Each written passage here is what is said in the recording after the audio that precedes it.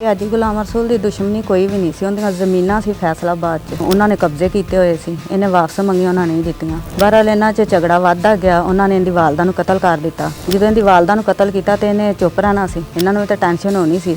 ਇਹਨਾਂ ਦੀ ਦੁਸ਼ਮਣੀ ਸਿਰਫ ਜਾਇਦਾਦ ਤੋਂ ਬਣੀ। ਮੇਰੇ ਖਾਮਦ ਨੇ ਨਜਾਇਜ਼ ਬਿਲਾ ਵਜ੍ਹਾ 19 ਸਾਲ ਕੈਦ ਭੁਗਤੀ। ਇਹਨਾਂ ਦੇ ਦਿਲ 'ਚ ਫੇਰ ਨਹੀਂ ਰਹਿਮ ਆਇਆ ਵੀ ਇਹ ਚਲੋ ਇੰਨੀ ਸਜ਼ਾ ਭੁਗਤ ਲਈ। ਜ਼ਮੀਨਾਂ ਅੱਜ ਵੀ ਉਹਨਾਂ ਦੇ ਕਬਜ਼ੇ 'ਚ। ਸਾਡੇ ਬੱਚਿਆਂ ਦਾ ਹੱਕ ਹੁਣ ਖਾਣ ਡੈਣ। ये कहानी है उस साजिश की जो कसूर से फैसलाबाद तक फैली थी, जहां वर्दी में छुपे मुहाफिज़ी कानून के कातिल निकले। ये कहानी है उस मोबाइल की जिससे इस घिनौनी साजिश का भांडा फूटा। ये कहानी है सियासत और ताकत के उस खेल की जहां इंसाफ को नोटों में दफन करने की कोशिश की गई। अस्सलाम वालेकुम नाज़रीन, आप देख रहे हैं एक्सप्रेस न्यूज़ और मेरा नाम है मोहम्मद हारून। 15 जनवरी की सर्द रात, लाखों बरियार, रात के 3:30 बजे अब्दुल रऊफ के घर के बाहर 4 गाड़ियों का काफिला रुकता है। गाड़ियों से वर्दी में मलबूस अफराद उतरते हैं, घर का दरवाजा पीटते हैं, दीवारें फलांगते हैं और अंदर सोए हुए गुलाम रसूल की फैमिली और इसको तशद्दुद का निशाना बनाते हैं। मुल्जिमान गुलाम रसूल को अगवा करते हैं और इसके साथ इसके रिश्तेदार शफीक को भी ले जाते हैं। घर में मौजूद इसकी अहलिया और बेटी को तशद्दुद का निशाना बनाया जाता है। उस रात 15 तरीक से रात 3:30 बजे का टाइम से ਅਸੀਂ ਆਪਣੇ ਆਪਣੇ ਕਮਰਿਆਂ 'ਚ ਸੁੱਤੇ ਸੀ। ਭਾਈ ਆਪਣੇ ਕਮਰਿਆਂ 'ਚ, ਅਸੀਂ ਆਪਣੇ ਕਮਰਿਆਂ 'ਚ। ਅਚਾਨਕ ਆਏ ਨੇ ਸੀढ़ी ਲਾ ਕੇ, ਅਸੀਂ ਦੀਵਾਰ ਤੋਂ ਸੀढ़ी ਲਾ ਕੇ ਸਾਡੇ ਘਰ ਆਏ ਨੇ ਤੇ ਆ ਦੀਵਾਰ ਤੇ ਤਾਰ ਸੀ, ਉਹਨਾਂ ਉਹ ਵੀ ਕੱਟੀ ਜਿਹੜੀ ਅਸੀਂ ਆਪਣੀ ਸੇਫਟੀ ਵਾਸਤੇ ਲਾਈ ਹੋਈ ਸੀ। ਫਿਰ ਦਰਵਾਜ਼ੇ ਤੋੜੇ ਸਾਡੇ, ਇਹ ਵੀ ਦਰਵਾਜ਼ਾ ਤੋੜਿਆ, ਉਹ ਮੇਰੇ ਕਮਰੇ ਵਾਲਾ ਦਰਵਾਜ਼ਾ ਤੋੜਿਆ ਤੇ ਬੈੱਡ ਤੇ ਮੇਰਾ ਖਾਮਦ ਲੇਟਿਆ ਸੀ। ਉਹਨੂੰ ਇੱਕਦਮ ਫੜਿਆ ਨੇ ਗਰੇਵਾਨ ਤੋਂ ਫੜ ਕੇ ਤੇ ਮਾਰਨ ਕੁੱਟਣ ਲੱਗ ਪਏ ਨੇ। ਫਿਰ ਖਿੱਚਦੇ ਧਰੂੰਦੇ ਬਾਹਰ ਲੈ ਆਏ।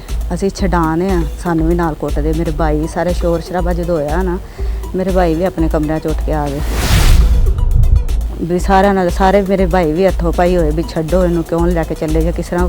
ਪੁਲਿਸ ਵਾਲੇ ਵੀ ਸੀ ਤੇ ਮਕਸੂਦ, ਜਸ਼ਾਂਦ, ਉਸ ਤੋਂ ਬਾਅਦ ਕਲਬੇਬਾਸ, ਹਰੂਨ, ਇੱਥੋਂ ਦਾ ਸਾਡੇ ਗਾਉਂ ਦਾ ਵੀ ਇੱਕ ਹੈਗਾ ਸੀ ਸ਼ਬੀਰ ਔਰ ਸ਼ੇਰੀ ਲੰਗਾ। ਇਹਨਾਂ ਸਾਰਿਆਂ ਨੇ ਮਿਲ ਕੇ ਨਾ ਤੇ ਮੇਰੇ ਖਾਮਦ ਨੂੰ ਖਿੱਚ ਕੇ ਧਰੂ ਕੇ ਕੁੱਟਦੇ ਮਾਰਦੇ ਬਾਹਰ ਲੈ ਕੇ ਗਏ ਨੇ। ਗੱਡੀ 'ਚ ਬਿਠਾਇਆ ਤੇ ਮੈਂ ਵੀ ਪਿੱਛੇ ਹੀ ਜਾਨੀ ਗੱਡੀ 'ਚ ਵੀ ਉਹਨੂੰ ਖਿੱਚ ਨਹੀਂ ਧਰੂਣੀ। ਉਹਨਾਂ ਮੇਰੇ ਉੱਥੇ ਵੀ ਬੱਟ ਮਾਰਦੇ। ਜਸ਼ਾਂਦ ਨੇ ਮੇਰੇ ਸਿਰ 'ਚ ਬੱਟ ਮਾਰੇ, ਮੇਰੀ ਕਮਰ 'ਚ ਬੱਟ ਮਾਰੇ, ਮੇਰੀ ਬੱਚੀ ਨੂੰ ਵੀ ਮਾਰਿਆ, ਮੇਰੇ ਭਾਈਆਂ ਨੂੰ ਵੀ ਮਾਰਿਆ। ਇਹਨਾਂ ਨੇ ਬੱਟ ਮਾਰਦੇ ਰਹੇ ਸਾਡੇ ਸਿਰ 'ਚ, ਸਾਡੇ ਪੈਰਾਂ 'ਚ ਫਾयरिंग भी करते रहे। गुलाम रसूल और शफीक को इस कमरे में तशद्दुद का निशाना बनाया गया। दोनों को यहाँ से अगवा किया गया। शफीक को उकाड़ा के करीब फेंक दिया गया, जबकि गुलाम रसूल अगले रोज लाश की सूरत में फैसलाबाद से मिला। इसकी लाश पर माथे पर एक गोली का निशान था और कहानी खत्म। जब ये लेके उसको चले गए और भाई शफीक ने जब गाड़ी के आगे रुका, उसने कहा कि इसको क्यों लेके जा रहे हो, तो उसको भी उन्होंने एक बट मारा सर पे और उसको भी उठा के ले गए साथ। ये इसको काड़े में जाकर उन्होंने छोड़ दिया और गुलाम रसूल को आगे लेके चले गए। और इधर इन्होंने बहुत हवाई फायरिंग भी की है, हमारे पैरों में भी जो है फायरिंग की है। इसकी लाश जो हमें मिली है वो बालिग थाना है फैसलाबाद की हदूद में, तहसील तांदले वाली की। उधर दूसरे दिन वो मिली है। वो तो पुलिस वालों ने जो ना तस्वीरें भेजी थी कि ये आप शनाख्त करें। हमने एक ना FIR करवाई हुई थी नामलों में, यानी कि इधर 365 की अगवा की, तो वो उन्होंने थाने वालों को भेजी कि ये शनाख्त करें आपकी, ये बंदा आपका तो नहीं है। जब थाने वालों ने हमें तस्वीरें दिखाई तो हमने कहा ये बंदा हमारा ही है। उसको ना माथे में गोली लगाकर उन्होंने कत्ल किया हुआ था।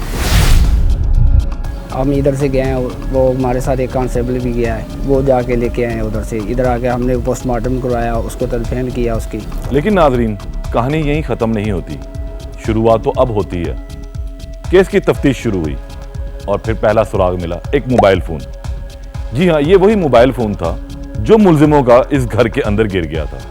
जब इस मोबाइल फ़ोन का फॉरेंसिक किया गया तो फिर इस मोबाइल फ़ोन ने उस खूनी राज की दास्तान खोली, उस कहानी का भांडा फोड़ा जो यहाँ पर रची गई थी। फायरिंग भी करते रहे ने, मतलब वो लै गए ने। फिर मैं 15 ते कॉल की, उस टाइम ही मैं 15 ते कॉलां कीतियां ने। 15 वालियां ने कॉलां करन तो बावजूद उन्हें कुछ भी नहीं किया। मैं क्या फिर दोबारा मैं कॉल की तो मैनू आंदे है बाजी तू दस असीं की करिए। मैं उन्होंने कहा कि भाई ड्यूटी तो तुसी जे, तुहानू बेहतर पता कि तुसी की करना है। कुछ भी नहीं किया। कोई 2-3 घंटे बाद आए आ पुलिस वाले ते उन्हां दा इत्थे मोबाइल डिग्गा सी साडे घर। वो मोबाइल ते बैल होई है, ਉਹ ਅਸੀਂ ਮੋਬਾਈਲ ਅਲੀ ਅਕਬਰ ਸਾਹਿਬ ਸੀ ਉਹਨਾਂ ਨੂੰ ਦਿੱਤਾ, SHO ਸੀ ਉਹਨਾਂ ਨੂੰ ਦਿੱਤਾ। ਉਹਨਾਂ ਨੇ ਉਹਦੇ ਤੋਂ ਪਤਾ ਕੀਤਾ ਵੀ ਇਹ ਕੌਣ ਹੈ ਜਾਂ ਕਿਸ ਤਰ੍ਹਾਂ। ਉਹਨਾਂ ਨੂੰ ਪਤਾ ਲੱਗਾ ਕਿ ਮੁਲਾਜ਼ਮ ਉੱਥੋਂ ਫੈਸਲਾਬਾਦ ਦਾ ਹਰੂਨ ਮੁਲਾਜ਼ਮ ਹੈ, ਉਹਦਾ ਮੋਬਾਈਲ ਹੈ।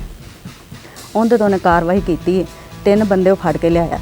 इस कत्ल का बीज 2004 में ही बीज दिया गया, जब गुलाम रसूल ने मकसूद के भाई और वालिद को कत्ल किया। इसके बाद मकसूद को बैरून मुल्क जाना पड़ा, जबकि गुलाम रसूल जेल की सलाखों के पीछे चला गया। गुलाम रसूल को सजाए मौत हुई, जो बाद में उम्र कैद में तब्दील हो गई। जेल के अंदर ही मकसूद की जानिब से गुलाम रसूल को कत्ल करने की कोशिश की गई, लेकिन ये कोशिश नाकाम रही। फिर उसके बाद 19 साल गुजरे। 19 साल की रिहाई हुई और फिर गुलाम रसूल सलाखों के पीछे से बाहर आ गया। लेकिन यहां पर मकसूद अब भी धाग लगाए बैठा था और उसने एक मर्तबा फिर इसके कत्ल की मनसूबाबंदी की और इसे कत्ल करने की एक नाकाम कोशिश फिर हुई। इस मर्तबा भी ये बच गया। ਅੱਜ ਗੁਲਾਮ ਰਸੂਲ ਦੀ ਦੁਸ਼ਮਣੀ ਕੋਈ ਵੀ ਨਹੀਂ ਸੀ। ਉਹਦੀਆਂ ਜ਼ਮੀਨਾਂ ਸੀ ਫੈਸਲਾਬਾਦ 'ਚ, ਸਮੁੰਦਰੀ 466 ਗਾਬ ਦੇ ਗਾঁव ਹੈ ਉੱਥੇ। ਇਹਨਾਂ ਨੇ ਆਪਣੀਆਂ ਜ਼ਮੀਨਾਂ ਵਾਸਤੇ ਆਪਣੀਆਂ ਜ਼ਮੀਨਾਂ ਉਹਨਾਂ ਨੇ ਕਬਜ਼ੇ ਕੀਤੇ ਹੋਏ ਸੀ। ਇਹਨੇ ਵਾਪਸ ਮੰਗੀਆਂ, ਉਹਨਾਂ ਨਹੀਂ ਦਿੱਤੀਆਂ। ਬਹਰਹਾਲ ਇਹਨਾਂ 'ਚ ਝਗੜਾ ਵੱਧਦਾ ਗਿਆ। ਉਹਨਾਂ ਨੇ ਇਹਦੀ ਵਾਲਦਾ ਨੂੰ ਕਤਲ ਕਰ ਦਿੱਤਾ। ਜਦੋਂ ਇਹਦੀ ਵਾਲਦਾ ਨੂੰ ਕਤਲ ਕੀਤਾ ਤੇ ਇਹਨੇ ਚੁੱਪ ਰਹਿਣਾ ਸੀ। ਇਹਨਾਂ ਨੂੰ ਤਾਂ ਟੈਨਸ਼ਨ ਹੋਣੀ ਸੀ। ਉਹਨੂੰ ਇਸ ਚੀਜ਼ ਦਾ ਦੁੱਖ ਹੁੰਦਾ ਸੀ ਕਿ ਔਰਤਾਂ ਤਿਕਰਾਂ ਨਹੀਂ ਸੀ ਪਹੁੰਚਣਾ, ਮੈਨੂੰ ਮਾਰ ਦਿੰਦੇ। ਜਿਹੜਾ ਕੰਮ ਕਿ ਉਹਨਾਂ ਹੁਣ ਕਰ ਦਿੱਤਾ। ਮੇਰੇ ਖਾਮੰਦ ਨੇ ਨਜਾਇਜ਼ ਬਿਲਾ ਵਜ੍ਹਾ 19 ਸਾਲ ਕੈਦ ਭੁਗਤੀ ਹੈ।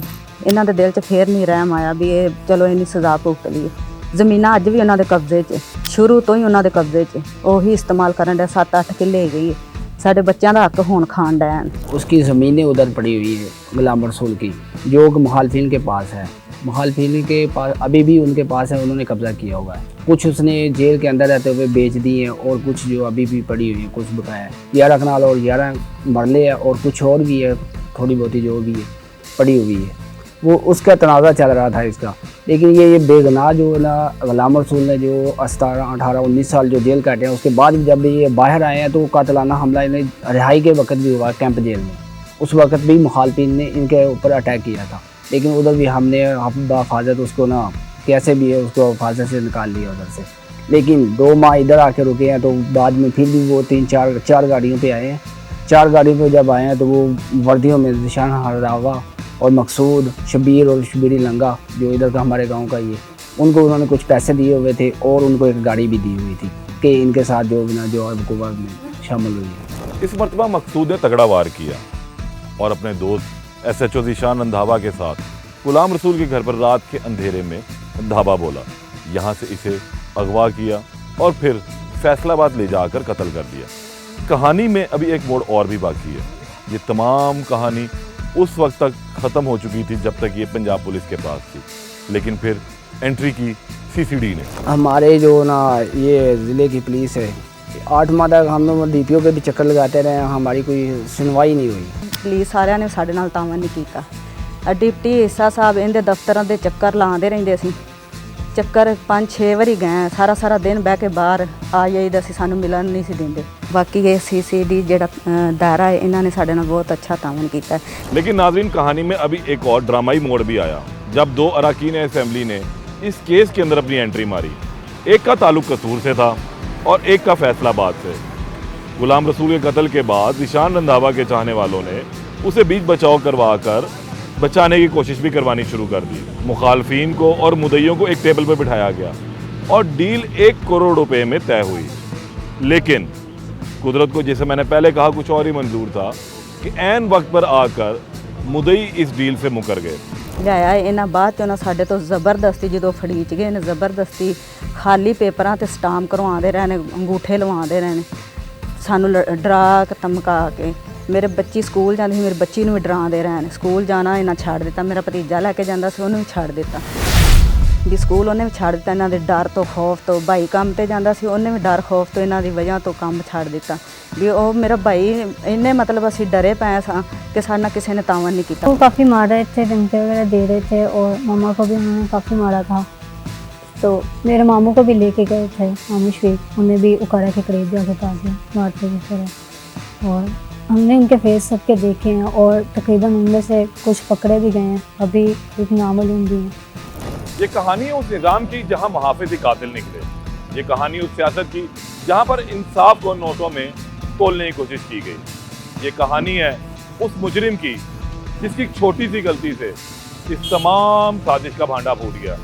लेकिन क्या गुलाम रसूल को इंसाफ मिलेगा या फिर ताकत और सियासत की नज़र इसका खून हो जाएगा और इस केस की फाइल हमेशा के लिए पट्टी तरह दब जाएगी। अपनी राय का इजहार कमेंट्स में लाजमी कीजिएगा। तब तक के लिए इजाज़त दें। अल्लाह निगहबान।